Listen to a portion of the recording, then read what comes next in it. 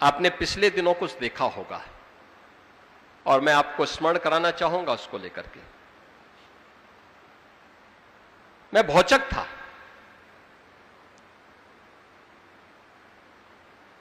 कुछ मौलवी ज्ञापन देने के लिए जगह जगह आ रहे थे, तो उसमें से एक, चाहे वह किसी कारण से रहा हो, लेकिन एक ज्ञापन मेरे पास भी पहुंच गया था। उसमें था कि गाय को राष्ट्रीय पशु घोषित किया जाए,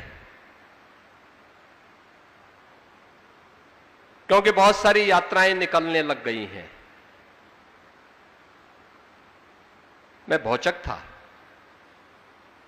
मैंने कहा भी पशु तो एक ज्ञापन देने वाला व्यक्ति है, उसकी बुद्धि पशुवत है। अरे गाय हमारी माता है, जन्म जन्म का नाता है। गाय हमारी माता है, वह सनातन धर्म की माता है। गाओ विश्वस्य मातृ। उसको भारत की धरोहर के रूप में हमें सजोना चाहिए। अपने घरों में गौपालन का काम करना चाहिए, और हम लोग तो कर रहे हैं। मैं अपने आश्रम में भी करता हूं, और मुख्यमंत्री के रूप में 16 लाख गायों का देखभाल करके गौशालाओं का संरक्षण, गौशालाओं के माध्यम से उनका संरक्षण करवा रहा हूं। हम लोग तो इसका काम कर रहे हैं। तो मैंने उन मौलवियों में से कुछ को फोन किया। मैंने कहा भी मुझे एक बात बताओ, ये तो हमारी सनातन धर्म की धरोहर है, भारत की धरोहर है। आपने पशु क्यों कहा? और यही पशु शब्द मैं तुम्हारे लिए उपयोग करूं, तुम्हें कैसा लगेगा? कहा साहब गलती हो गई। मैंने कहा ये गलती या शरारत?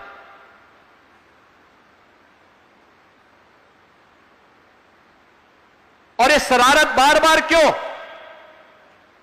और ये तुम सिखाओगे हम हिंदुओं को कि गौ माता की पूजा कैसे करनी है? अरे हमारा तो कोई संस्कार गौ माता के बगैर होता ही नहीं है। हमारे यहां हर हिंदू का संस्कार है कि पहला ग्रास गौ माता का होता है और अंतिम श्वान का होता है। चींटी भी निकल जाए तो उसको झाड़ू से नहीं, चीनी और आटा डाल करके उसको भी, उसके सामने भी उसका हार अर्पित किया जाता है, क्योंकि उसका भी अधिकार है। तो मैंने कहा तुम सिखाओगे हमें इसके बारे में, कैसे होना है पूजा,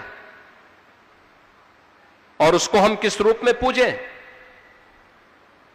ये उपदेश अपने कौम के अंदर देते, गौ तस्करी और गौ हत्या करना बंद कर देते, तो कम से कम हमारी जो पुलिस वहां लगी है उसको हम कुछ दूसरी जगह लगा देते।